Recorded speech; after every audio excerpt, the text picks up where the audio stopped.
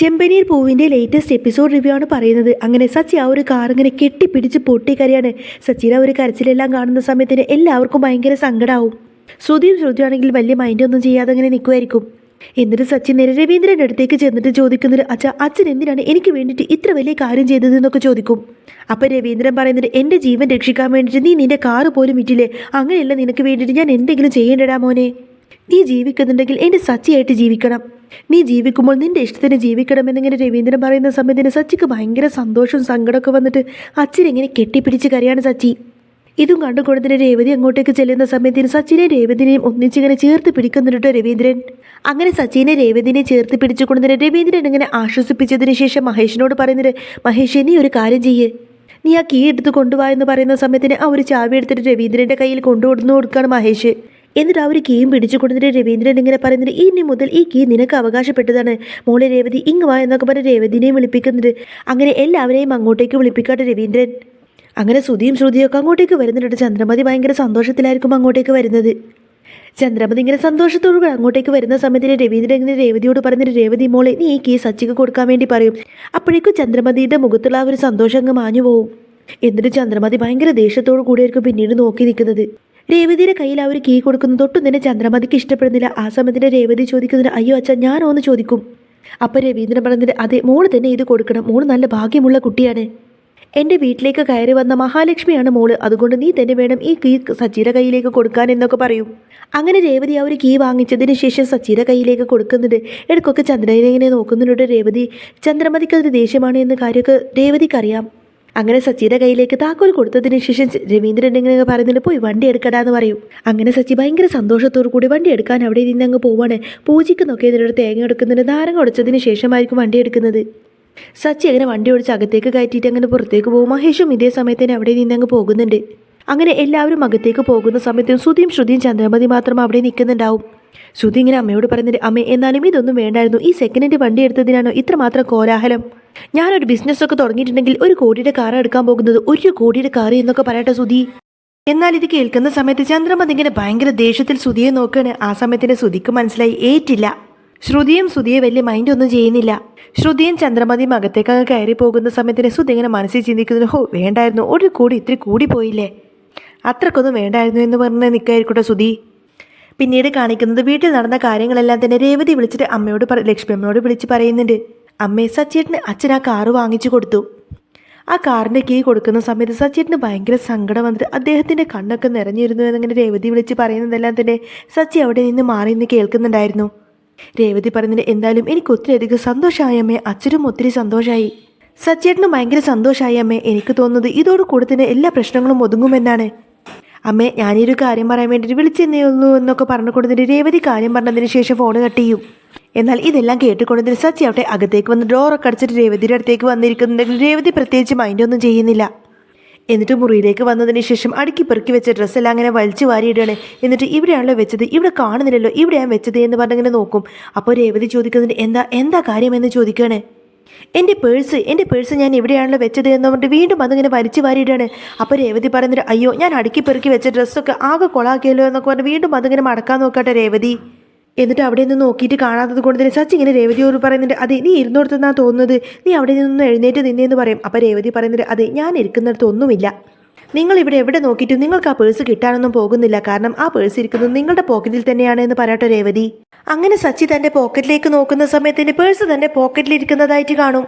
അങ്ങനെ സച്ചി നേരെ താഴെ ഇരിക്കുകയാണ്. എന്നിട്ട് രേവതിക്ക് സംസാരിക്കാൻ ഒരു അവസരം പോലും കൊടുക്കാതെ സച്ചി ഇങ്ങനെ പറയുന്നുണ്ട്, അതെ രേവതി താങ്ക്സ് എന്ന് പറയും. അപ്പം രേവതി ചോദിക്കുന്നുണ്ട്, താങ്ക്സോ എന്തിനെന്ന് ചോദിക്കുന്ന സമയത്തിന് സച്ചി പറയുന്നുണ്ട്, എനിക്ക് നന്ദി പറയണമെന്ന് തോന്നിയപ്പോൾ ഞാൻ നന്ദി പറഞ്ഞതാണെന്ന് പറയട്ടെ സച്ചി. അപ്പോൾ രേവതി പറയുന്നത്, അതെ കാരണമില്ലാത്ത നന്ദിയൊന്നും ഞാൻ സ്വീകരിക്കില്ല എന്ന് പറയും. അപ്പം സച്ചി പറയുന്നത്, അല്ല അച്ഛൻ പറഞ്ഞല്ലോ നീ കാരണമാണ് എനിക്ക് ആ കാറ് തിരിച്ചു കിട്ടിയതെന്ന്, നീ ഫിനാൻസിനടുത്ത് പോയത് കൊണ്ടാണല്ലോ ഈ വിഷയമെല്ലാം തന്നെ അച്ഛൻ അറിഞ്ഞതും എനിക്ക് കാറ് തിരിച്ചു കിട്ടിയതും, അതുകൊണ്ടൊക്കെയാണ് പറഞ്ഞത് എന്നിങ്ങനെ പറയുന്ന സമയത്തിന് രേവതി പറയുന്നുണ്ട്, ഓ അങ്ങനെയല്ലേ എന്ന് പറയും. എന്നാൽ സച്ചിക്കാവട്ടെ രേവതിയോട് ചെറുതായിട്ടൊരു ഇഷ്ടവും സ്നേഹമൊക്കെ തോന്നി തുടങ്ങുന്നുണ്ട്. എന്നിട്ട് സച്ചി ഇങ്ങനെ രേവതിയോട് പറയുന്നുണ്ട്, നീ പെട്ടെന്ന് റെഡി ആയിട്ട് വാ, നമുക്കൊന്ന് പുറത്ത് പോവാമെന്ന് പറയും. അപ്പോൾ രേവതി ചോദിക്കുന്നുണ്ട്, എന്ത് പുറത്തേക്കോ? നീ ഒന്ന് റെഡി ആയിട്ട് വാ, നമുക്ക് പുറത്ത് പോയിട്ടൊന്ന് ഭക്ഷണം കഴിക്കാൻ പോവാമെന്ന് പറയും. അപ്പോൾ രേവതി ചോദിക്കുന്നുണ്ട്, പുറത്തേക്ക് ഭക്ഷണം കഴിക്കാനോ, റെസ്റ്റോറൻറ്റിലേക്കോ എന്ന് രേവതി ചോദിക്കുന്ന സമയത്തിന് സച്ചി പറയുന്നുണ്ട്, ഭക്ഷണം കഴിക്കാൻ പിന്നെ റെസ്റ്റോറൻറ്റിലേക്കല്ലാതെ പിന്നെ എങ്ങോട്ടേക്കാ പോവാ, നീ വേഗം റെഡി ആയിട്ട് വരാൻ പറയാണ് സച്ചി. അപ്പം രേവതി പറയുന്നത് അതെ ഞാനൊന്നും വരുന്നില്ല റെസ്റ്റോറൻറ്റിലേക്ക്, ഇന്ന് സന്തോഷത്തോടു കൂടി റെസ്റ്റോറൻറ്റിലേക്ക് പോയിട്ട് ഭക്ഷണമൊക്കെ വാങ്ങിച്ച് തന്നിട്ട് പിന്നെ നാളെ എന്നെ പിടിച്ച് വഴക്ക് പറയും. എനിക്കതിനൊന്നും വയ്യ, എനിക്ക് ഏതായാലും അത് കേൾക്കാനും കാണാനൊന്നും വയ്യ. നിങ്ങൾ വിളിക്കുമ്പോഴേക്കും ഒരു പട്ടിക്കുട്ടിയെ പോലെ നിങ്ങളുടെ പുറകെ ഞാൻ വരുമെന്നാണ് നിങ്ങൾ വിചാരിച്ചു വെച്ചേക്കുന്നത്. അപ്പം സച്ചി വീണ്ടും പറഞ്ഞിരുന്നു നീ ഒന്ന് വാ രേവതി നമുക്ക്. എന്നാൽ സച്ചി വീണ്ടും വീണ്ടും നിർബന്ധിച്ച് ഇങ്ങനെ പറയുന്നുണ്ടെങ്കിൽ പോലും രേവതി വരാൻ സമ്മതിക്കുന്നില്ല കേട്ടോ. അങ്ങനെ രേവതി തൻ്റെ കൂടെ ഔട്ടിങ്ങിന് വരാത്തത് കൊണ്ട് തന്നെ സച്ചിക്ക് അത് ഭയങ്കര സങ്കടമായിരിക്കും. രേവതി ഇങ്ങനെ പറയുന്നുണ്ട് ഇന്നൊരു ദിവസം സന്തോഷം തന്നിട്ട് നാളെ സങ്കടം തരും, അങ്ങനെ അതെനിക്ക് വയ്യ, അതെനിക്ക് സഹിക്കാൻ കഴിയുന്നില്ല എന്നൊക്കെ ഇങ്ങനെ പറയുന്ന സമയത്തിന് സച്ചി പറയുന്നുണ്ട് ഇല്ല ഇനി ഒരിക്കലും അങ്ങനെയൊന്നും ഉണ്ടാവില്ല, ഞാൻ നിന്നോട് ദേഷ്യപ്പെടില്ല, ഞാൻ ഒരിക്കലും നിന്നെ വഴക്ക് പറയില്ല എന്നൊക്കെ പറയാട്ടോ രേവതിയോട്. അപ്പം രേവതി പറയുന്നുണ്ട് ഇതുപോലെ ഒന്നുമല്ലല്ലോ കുറച്ച് ദിവസം മുൻപ് വരെ എന്നോട് സംസാരിച്ചിരുന്നത് എന്ന് പറയും. അപ്പം സച്ചി പറയുന്നുണ്ട് അതൊക്കെ കഴിഞ്ഞു പോയില്ലേ രേവതി, ഇനി അതിനെക്കുറിച്ചൊന്നും പറയണ്ട. അങ്ങനെ സച്ചി വീണ്ടും നിർബന്ധിക്കുന്ന സമയത്തിന് രേവതി പറയുന്നത് ശരി ഞാൻ വരാം, അങ്ങനെ ഒരു സ്ഥലത്തേക്ക് പോകുന്നതിന് മുൻപായിട്ട് ഞാൻ പറയുന്ന ഒരു സ്ഥലത്തേക്ക് വരണമെന്ന് പറയും.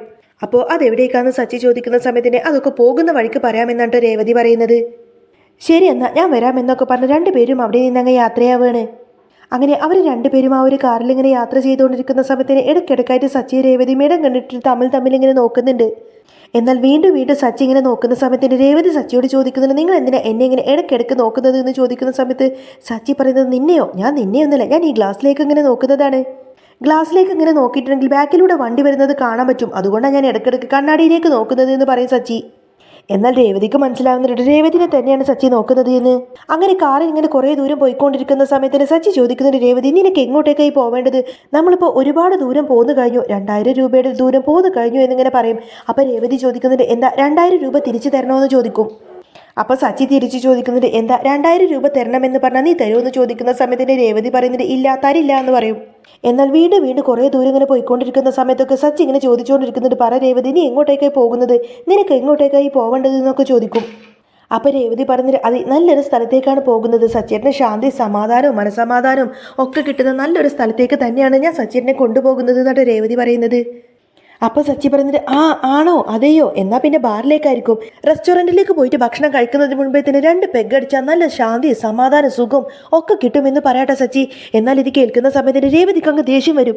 രേവതി പറയുന്നുണ്ട് ദേ അങ്ങനെ പറഞ്ഞാലുണ്ടല്ലോ, എന്നിട്ട് സച്ചിയുടെ കയ്യിലേക്ക് ഒരു അടി അങ്ങ് കൊടുത്തിട്ട് പറഞ്ഞിട്ട് ദേ ആ വഴിക്കിനി കയറി പോവരുത്. അപ്പം സച്ചി ചോദിക്കുന്നുണ്ട് എന്നാ നീ തുറന്നു പറ, അങ്ങനെ എനിക്ക് ശാന്തി സമാധാനം കിട്ടുന്ന സ്ഥലം ഏതാ എന്നിങ്ങനെ ചോദിക്കുകയാണ്. എന്നിട്ട് ഇങ്ങനെ പോയിക്കൊണ്ടിരിക്കുന്ന സമയത്തിന് ഒരു പൂക്കാരിനെ കാണും. പൂക്കാരനെ കാണുന്ന സമയത്തിന് രേവതി വണ്ടി നിർത്താൻ പറയുന്ന സമയത്ത് എന്തിനാന്ന് ചോദിക്കുന്ന സമയത്തിന് പൂ വാങ്ങിക്കാനെന്ന് പറയും. അങ്ങനെ പൂവെല്ലാം സച്ചി വാങ്ങിച്ചു കൊടുത്തതിന് ശേഷം പൂവ് ഇങ്ങനെ 2ആയി കട്ട് ചെയ്യുന്നത് ഒരു പകുതി എടുത്തിട്ട് രേവതി തലയിൽ വെക്കും, ഒരു പകുതി എടുത്തിട്ട് കാറിലും തൂക്കും. എന്നിട്ട് സച്ചി വീണ്ടും ചോദിക്കുന്നുണ്ട് ഇനിയെങ്കിലും പറ നമ്മൾ എങ്ങോട്ടേക്കായി പോകുന്നത് എന്ന് ചോദിക്കും. അപ്പം രേവതി പറയുന്നുണ്ട് അതൊക്കെ ഒരു സർപ്രൈസാണ്, ഇനി വളരെ കുറച്ച് ദൂരം കൂടിയുള്ളൂ, കുറച്ചുകൂടെ പോകാനുള്ളൂ എന്ന് പറയും. അപ്പം രേവതി പറയുന്ന ആ സ്ഥലം ഏതാണ് എന്ന് അറിയാൻ വേണ്ടിയിട്ട് ആകാംക്ഷയോടെ സച്ചി ഇങ്ങനെ ഡ്രൈവ് ചെയ്യുന്നതും കാണിച്ചുകൊണ്ടാണ് ഇന്നത്തെ ഒരു എപ്പിസോഡ് പൂർണ്ണമാവുന്നത്. അപ്പോൾ നിങ്ങൾക്ക് ഈ ഒരു ചാനൽ ഇഷ്ടമായി എന്നുണ്ടെങ്കിൽ എന്നും ഇതേപോലത്തെ റിവ്യൂസൊക്കെ കേൾക്കാൻ താല്പര്യമുണ്ടെങ്കിൽ തീർച്ചയായിട്ടും നിങ്ങൾ എൻ്റെ ചാനൽ സബ്സ്ക്രൈബ് ചെയ്ത് സപ്പോർട്ട് ചെയ്യണേ.